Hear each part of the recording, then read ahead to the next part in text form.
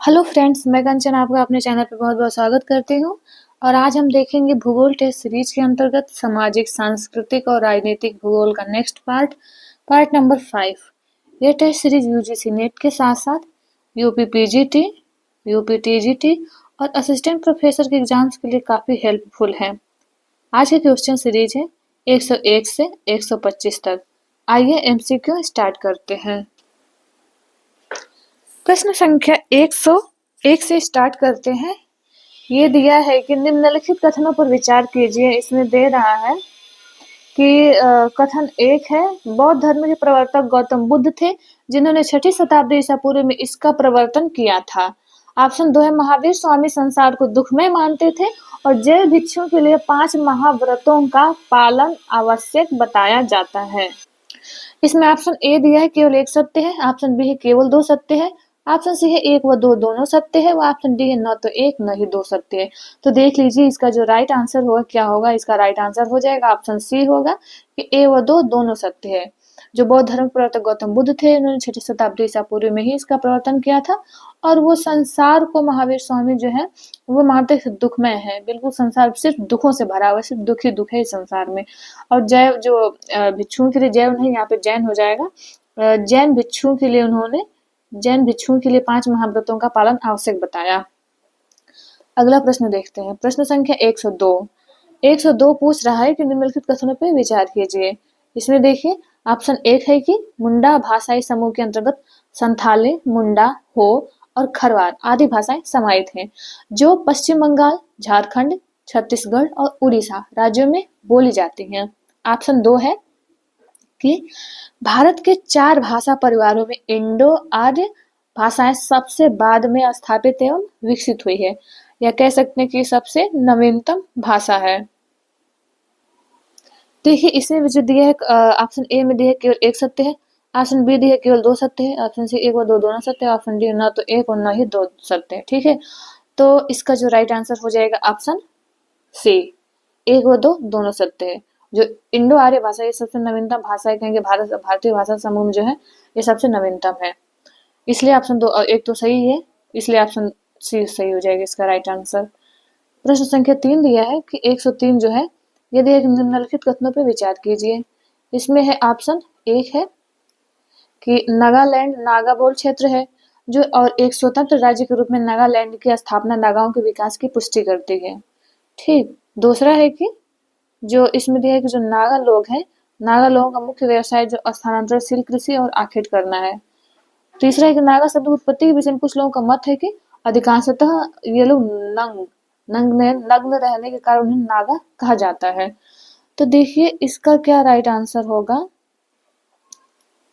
देखिए इसमें कथन दिया हुआ है, ऑप्शन ए में दिया 1 व 2 दोनों सत्य है, ऑप्शन बी 1 व 3 सत्य है, ऑप्शन 2 सी है 2 और 3 सत्य है, ऑप्शन डी 1 2 3 सत्य है। तो देखिए इसका जो राइट आंसर हो जाएगा, इसका राइट आंसर होगा ऑप्शन डी 1 2 3 सत्य है। अगला प्रश्न है, प्रश्न संख्या 104 है कि निम्नलिखित कथनों पर विचार कीजिए। इसमें कथन ए है कि थारुओं का निवास स्थल उत्तर प्रदेश के तराई क्षेत्र में फैला हुआ है, तराई की जलवायु मानव स्वास्थ्य के लिए अनुकूल है। ऑप्शन 2 है मजूमदार के अनुसार थारुओं का जादूगरी का ज्ञान अथर्ववेद की यंत्रों पर आधारित है।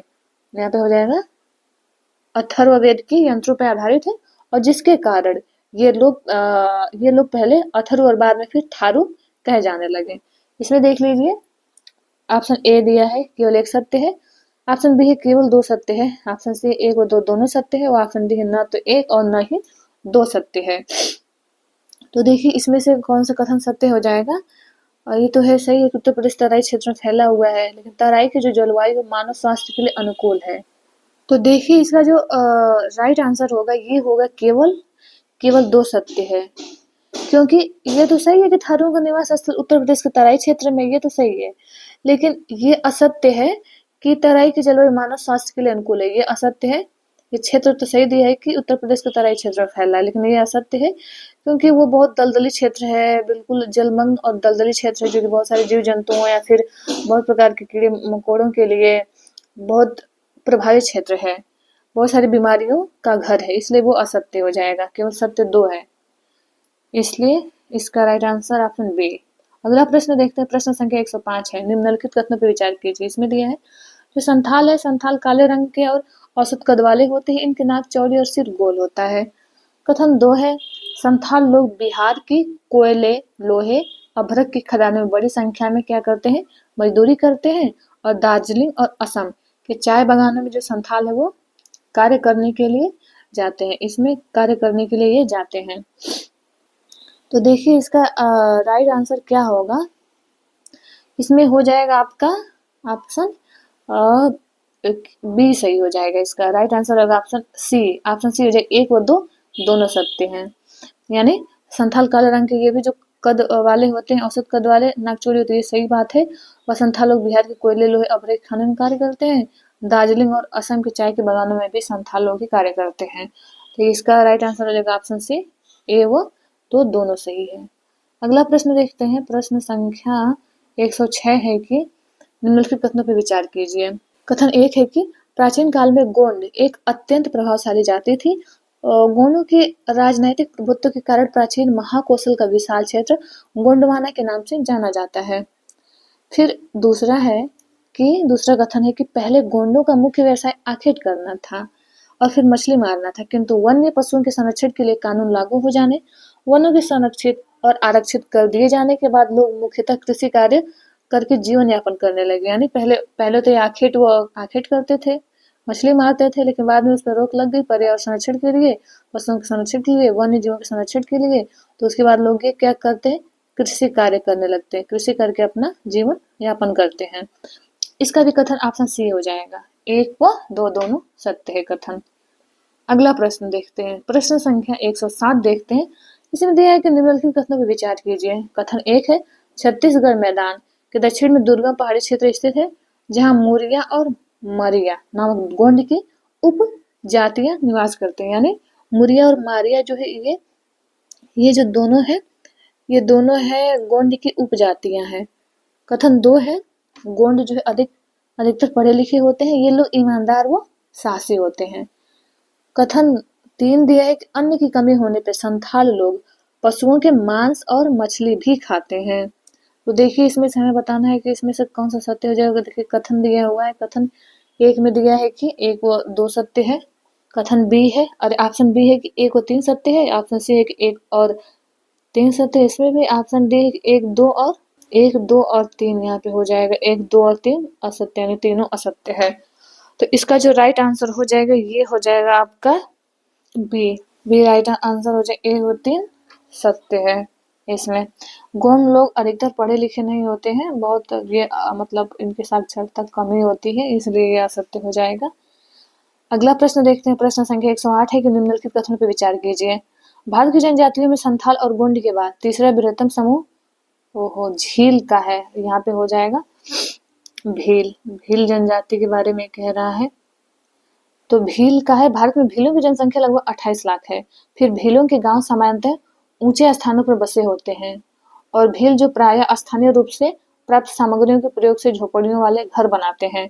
इसमें देखते हैं कौन सा कथन सत्य होगा। देखिए इसका जो राइट आंसर हो जाएगा ये हो जाएगा सी, 1 व 2 दोनों सत्य है। जो दोनों कथन दिया हुआ है, दोनों कथन सत्य है। एक भील के बारे में, ये भीलों के बारे में, और संथाल और गोंड के बाद तीसरा जो समूह है, कहें कि किस जनजाति का अधिकतर है, तो वो है भील।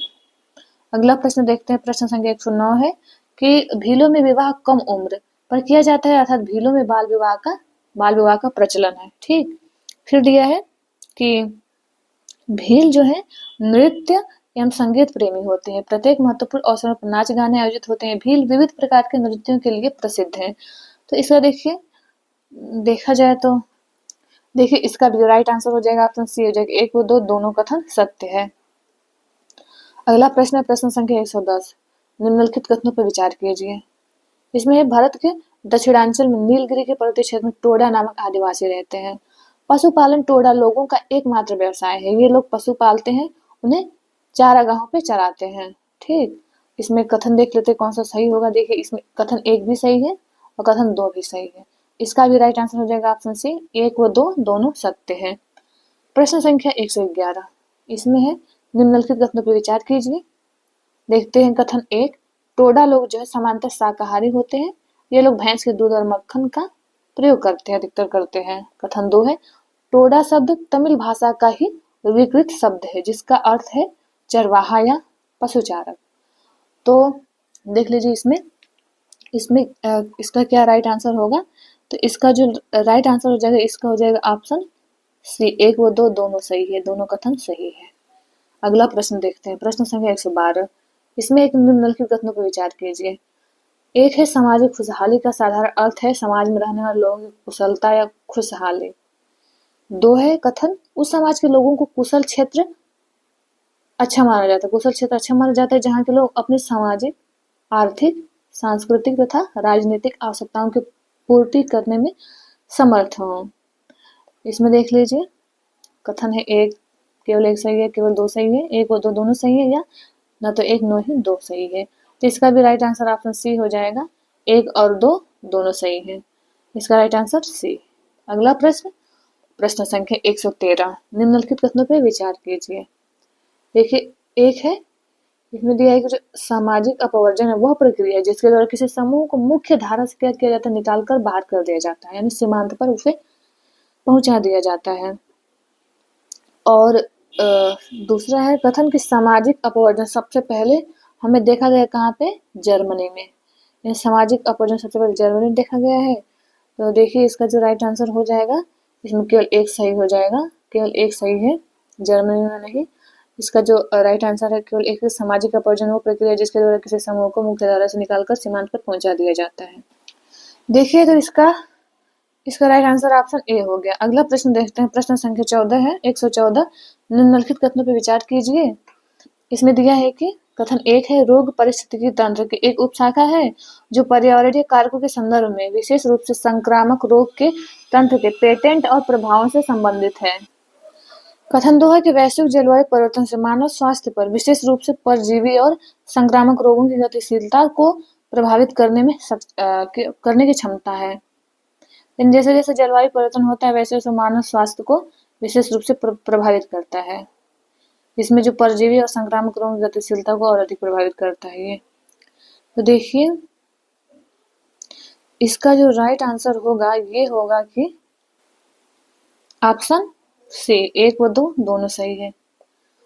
प्रश्न संख्या 115। निम्नलिखित कथनों पर विचार कीजिए। कथन 1 है आधुनिक काल में मानव पर्यावरणीय परिवर्तन का सर्वाधिक शक्तिशाली कारक के रूप में क्रियाशील है। व 2 है कि मनुष्य के संपर्क से प्राकृतिक पर्यावरण के विभिन्न तत्व जैसे स्थलाकृति, वायुमंडलीय तत्व जैसे वायु, आर्द्रता, वर्षा, तापमान आदि, मृदा, जलाशय, प्राकृतिक वनस्पति, जीव जंतु आदि में उल्लेखनीय मात्रा में परिवर्तन हो जाते हैं। तो इसका जो राइट आंसर हो जाएगा ये होगा, इसका भी राइट आंसर ऑप्शन सी हो जाएगा, 1 और 2 दोनों कथन सही है। ये भी सही है कि आधुनिक काल में मानव पर्यावरणीय परिवर्तन का सर्वाधिक शक्तिशाली कारक के रूप में क्रियाशील है। अगला प्रश्न देखते हैं, प्रश्न संख्या 116। इसमें है कि निम्नलिखित कथन पर विचार कीजिए। ये दिया है कथन 1 पढ़ें तो ये दिया है कि सीसा जो है एक अत्यधिक जहरीली धातु है, वातावरण में फैले सीसे से सब्जियों और फल प्रदूषित हो जाते हैं।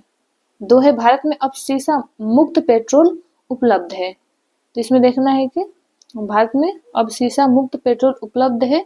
देखिए जो इसका जो राइट आंसर हो जाएगा ये हो जाएगा ऑप्शन सी, 1 व 2 दोनों जो कथन है सही है। अगला प्रश्न देखते हैं, प्रश्न संख्या 117।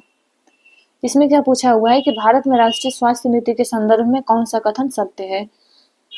ऑप्शन 1 है प्रथम स्वास्थ्य नीति 1973 में तैयार की गई। वह इसमें कथन 2 है कि नई राष्ट्रीय स्वास्थ्य नीति 2014 के मसौदे का प्राथमिक लक्ष्य निष्पक्षता, सर्वव्यापिता एवं समावेशी साझेदारी है। तो देखिए इसका जो राइट आंसर होगा क्या होगा, इसका जो राइट आंसर हो जाएगा ऑप्शन बी होगा, कथन केवल 2 सही है। इसमें जो नई राष्ट्रीय स्वास्थ्य नीति 2014 के मसौदे का प्राथमिक लक्ष्य जो निष्पक्षता, सर्वव्यापिता और समावेशी साझेदारी है। देखिए कथन 1 इसलिए असत्य है क्योंकि ये जो दिया है कि प्रथम स्वास्थ्य नीति 1973 में लाई गई थी, तो ये 1973 में न ला करके 1983 ईस्वी में लाई गई थी भारत की प्रथम स्वास्थ्य नीति। अगला प्रश्न देख रहे, इसलिए इसका कथन हो गया आपका 2 सही है। अगला प्रश्न है, प्रश्न संख्या 118 है कि आशा योजना के संदर्भ में कौन सा कथन सत्य है। आशा योजना के संदर्भ में हमें बताना है। देखिए इसमें है कि प्रश्न कथन एक है, ग्रामीण समाज में वंचित वर्गों में शामिल विशेष रूप से महिलाओं व बच्चों की स्वास्थ्य संबंधी आवश्यकताओं की पूर्ति करना। और दो क्या दिया है, दो दिया है कि ग्रामीण समाज की वंचित महिलाओं को रोजगार में वित्तीय सहायता प्रदान करना है आशा योजना का लक्ष्य। तो इसमें जो है इसका जो राइट आंसर हो जाएगा ऑप्शन ए होगा, केवल एक सही है कि ग्रामीण समाज में वंचित वर्गों में शामिल जो विशेष रूप से महिलाएं और बच्चों हैं उनको स्वास्थ्य संबंधी आवश्यकताओं की पूर्ति करना। अगला प्रश्न है, प्रश्न संख्या 119 है, राष्ट्रीय शहरी स्वास्थ्य मिशन के संदर्भ में कौन सा कथन सही है? देखिए, एक है कथन कि राष्ट्रीय शहरी स्वास्थ्य मिशन की एक उप योजना है जो शहरी जनसंख्या के अंतर्गत आने वाले सभी नागरिकों को स्वास्थ्य सेवाएं उपलब्ध कराती है। और इसमें है कि कथन दो है कि इस योजना के अंतर्गत 50,000 से अधिक जनसंख्या वाले सभी शहरों को शामिल किया गया है। फिर तीन है कि राष्ट्रीय शहरी स्वास्थ्य मिशन 2000 में शुरू किया गया। इसमें हमें बताना है कि कौन सा कथन सही है। देखिए, इसका जो राइट आंसर हो जाएगा ये हो जाएगा ऑप्शन डी सही हो जाएगा। एक वो दो दोनों सही है। इसका जो ये राष्ट्रीय शहरी स्वास्थ्य मिशन शुरू किया गया था, ये शुरू किया गया था 2013 को, यानी 1 मई 2013 को शुरू किया गया था। अगला प्रश्न देखते हैं, प्रश्न संख्या 120 है कि राष्ट्रीय स्वास्थ्य बीमा योजना के संदर्भ में कौन सा कथन असत्य है? इसमें हमें असत्य कथन बताना है। देखिए, ऑप्शन ए है कि भारत सरकार के स्वास्थ्य एवं परिवार कल्याण मंत्रालय द्वारा गरीबी रेखा से नीचे वाले परिवारों को स्वास्थ्य बीमा कवरेज प्रदान करना है। फिर दिया है बी है कि असंगठित क्षेत्र के कामगार और उनके परिवार को स्वास्थ्य बीमा कवरेज प्रदान किया जाएगा राष्ट्रीय स्वास्थ्य बीमा योजना के अंतर्गत। सी है कि पारिवारिक प्रतिवर्ष पारिवारिक इकाई के आधार पर कुल बीमा राशि कितनी हो जाएगी आपकी 30,000 होगी। इस योजना के अंतर्गत 75% भुगतान केंद्र सरकार द्वारा तथा 25% राशि का भुगतान राज्य सरकार द्वारा किया जाएगा। इसमें पूछ क्या रहा है, असत्य पूछ रहा है, कौन सा कथन हो जाएगा? तो इसका जो राइट आंसर हो जाएगा ये हो जाएगा ऑप्शन ए, ये असत्य है। प्रश्न संख्या 121, मिशन इंद्रधनुष के संदर्भ में कौन सा कथन सत्य है? इसमें से देखिए, इसमें दिया है कि मिशन इंद्रधनुष के अंतर्गत 7 बीमारियों को सम्मिलित किया गया है और मिशन इंद्रधनुष की शुरुआत जो है 25 दिसंबर 2014 की गई थी। इसका जो कथन हो जाएगा सत्य कथन, तो ये हो जाएगा सी, एक वो दो दोनों सही है। मिशन इंद्रधनुष, जैसे जिस प्रकार से इंद्रधनुष में 7 रंग होते हैं, उसी प्रकार से मिशन इंद्रधनुष के अंतर्गत 7 बीमारियों को शामिल किया गया है। अगला प्रश्न है, प्रश्न संख्या 122 है। इसमें दिया है कि वैश्विक विकास एजेंडा 2030 के अंतर्गत कौन सा कथन सत्य है? तो इसमें होगा कथन एक है कि इस कार्यक्रम में संयुक्त राष्ट्र संघ के 194 देशों ने भाग लिया, जिसके अंतर्गत 17 सतत विकास लक्ष्य एवं 169 लक्ष्य निर्धारित किए गए। कथन दो है, इस कार्यक्रम के अंतर्गत विश्व भर में भूखमरी एवं कुपोषण को जड़ से खत्म करना है। तो इसमें जो होगा इसका राइट आंसर होगा क्या होगा? इसमें हो जाएगा ऑप्शन सी हो जाएगा, एक वो दो दोनों सही है, क्योंकि इस कार्यक्रम के अंतर्गत 194 देशों ने भाग लिया और 17 सतत विकास लक्ष्य व 169 उसके लक्ष्य निर्धारित किए गए थे। अगला प्रश्न है, प्रश्न संख्या 123 है। राष्ट्रीय स्वास्थ्य संरक्षण योजना के संदर्भ में कौन सा कथन सत्य है? सत्य कथन बताना है। देखिए, इसमें जो होगा इसमें है कथन एक है कि इसकी शुरुआत जो है 2008 में शुरू की गई, और कथन दो है कि यह योजना राष्ट्रीय स्वास्थ्य बीमा योजना एवं वरिष्ठ नागरिक स्वास्थ्य बीमा योजना का स्थान लेगी। ठीक, तो इसमें कथन एक में दिया एक सही है, दो में है दो सही। देखिए, इसका राइट आंसर हो जाएगा ऑप्शन सी हो जाएगा, एक और दो दोनों सही है। अगला प्रश्न देखते हैं हम लोग, प्रश्न संख्या है 124। देखिए, कथन कारक वाले सवाल है। इसमें है कि मनुष्य के शरीर में शीशे की मात्रा श्वास के द्वारा पहुंचती है, वह कारण है कि शीशा अधिकतर वाहनों से निकलने वाले धुएं में होता है, ये भी सही है। और श्वास के माध्यम से इसलिए पहुंचती है क्योंकि शीशा जो है अधिकतर वाहनों से जो निकलने वाला धुआं होता है धुएं में होता है, इसलिए इसका कारण भी ये व्याख्या कर रहा है कारण के रूप में ही, इसलिए इसका राइट आंसर हो जाएगा ऑप्शन ए और आर दोनों सत्य है, आर ए की सही व्याख्या भी है। अगला प्रश्न है, प्रश्न संख्या 125। इसमें है कि देखिए दिया है कि एक कथन है कि मनुष्य एक सक्रिय भौगोलिक कारक है, वह कारण है आर कि मनुष्य प्राकृतिक पर्यावरण से विभिन्न रूपों से प्रभावित होता है। तो इसका जो राइट आंसर हो जाएगा, इसका भी राइट आंसर होगा ऑप्शन ए हो जाएगा। ए और आर दोनों सत्य है और आर ए की सही व्याख्या है, तो इसका राइट आंसर हो जाएगा ऑप्शन ए। ये आज का अंतिम प्रश्न है, मिलते हैं नेक्स्ट वीडियो में। और आपसे हम्बल रिक्वेस्ट है कि इस चैनल को सब्सक्राइब कर लें और अपने दोस्तों को भी शेयर करें। ये वीडियो देखने के लिए आप लोगों का बहुत बहुत धन्यवाद।